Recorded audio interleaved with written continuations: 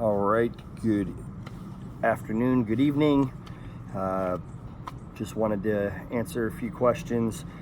I don't think I'll be doing this every week, but I'll do it as often as I can.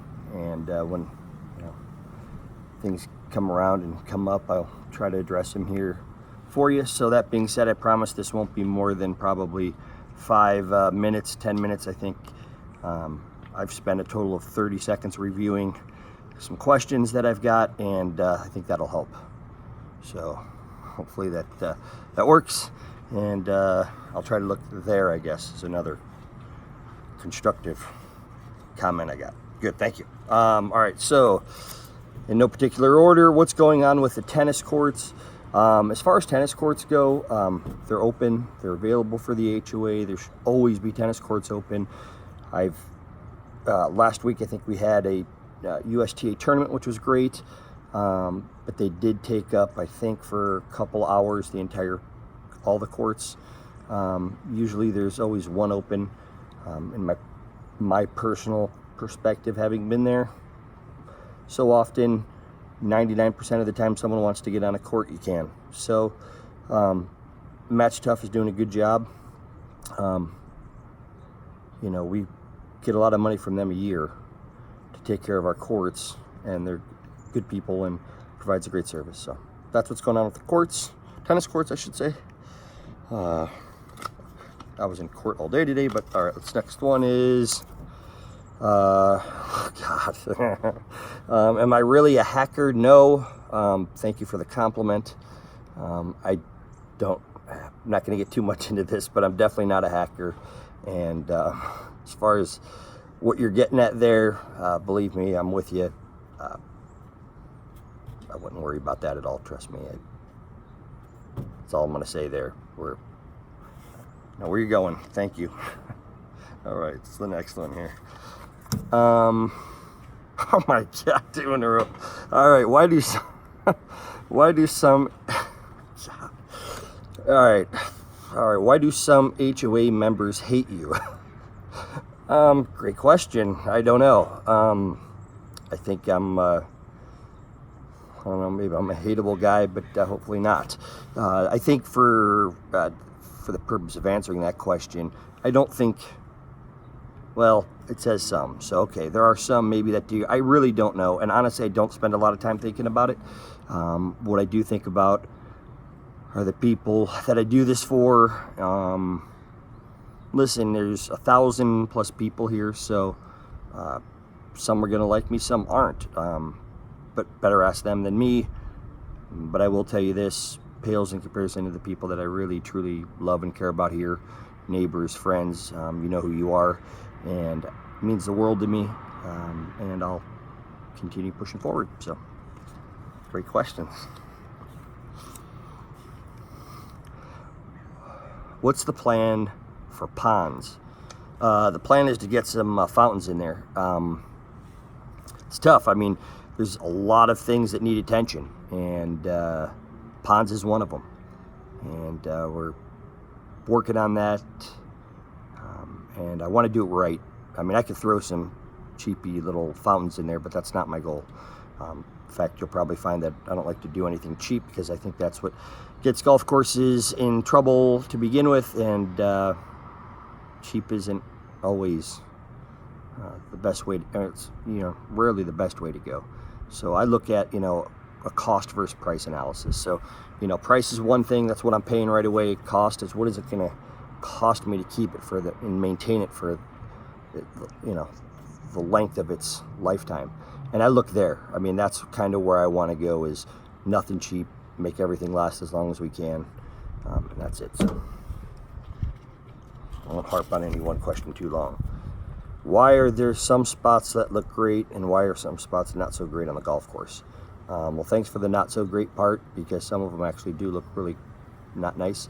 But it's a huge amount of land, and to irrigate every single spot is possible, but there's a cost analysis and for us there. And so there are some spots that just simply didn't have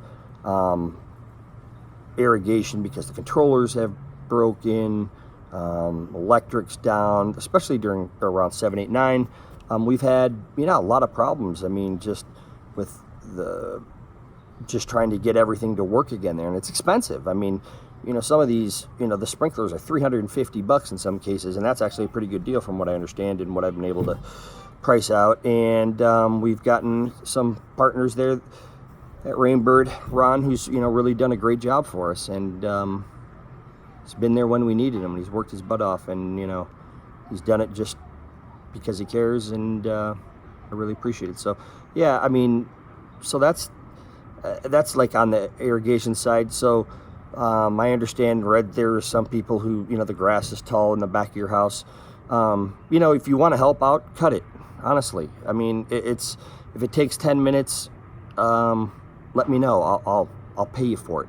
The reality of it is we can't get to everything every time. And it's not that we don't want to, it's just not feasible.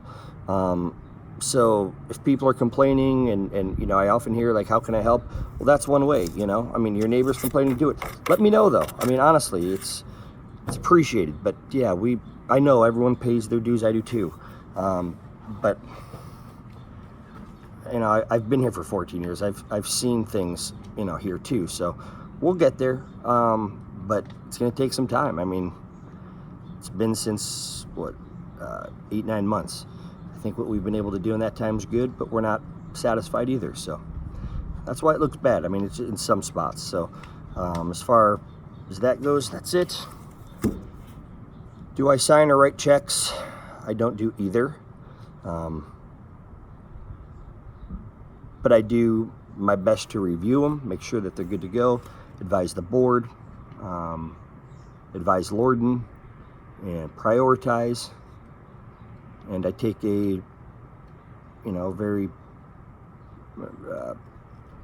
it takes a lot of time.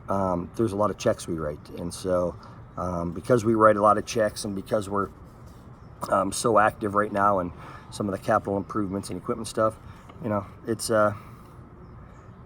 tedious, but it's a good process. I'd like to see the improvements. So and I've got one more. See how quick this is.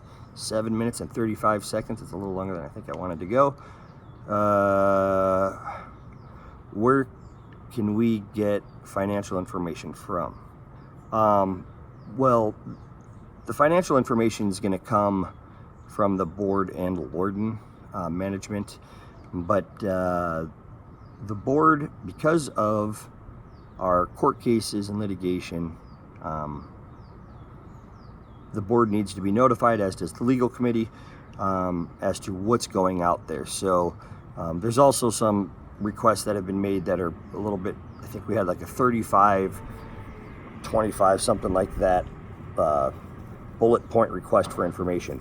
Outside of the craziness of all of that, and the fact that, there's a volunteer board and then Lorden that's handling it, is the prudence of it all. So we just want to be careful. As far as that goes, but if I've got it, talk to me. I'll do my best. Judy will do her best, but it's everything that I think you guys should be able to see every month, and I'm hoping that it's either on the website or the stuff that you can, the contracts that you can see, but the transparency and all of that. I mean, yeah, it's far more transparent today than it was at any other time in this HOA's history, at least since I've been here. And I mean, we're still trying to get financials from last year at this time, which we don't even have. So that's that. But let me know, send me an email, send Judy an email with the questions or comments, and we'll get those addressed. And that's it. So I'm out of here. 9 minutes and 30 some odd seconds. Thank you everybody very much for your support, and I look forward to seeing you guys out in the HOA. Thank you so much. Have a great weekend. It's Friday, I think the 16th, 15th, whichever day. Thank you.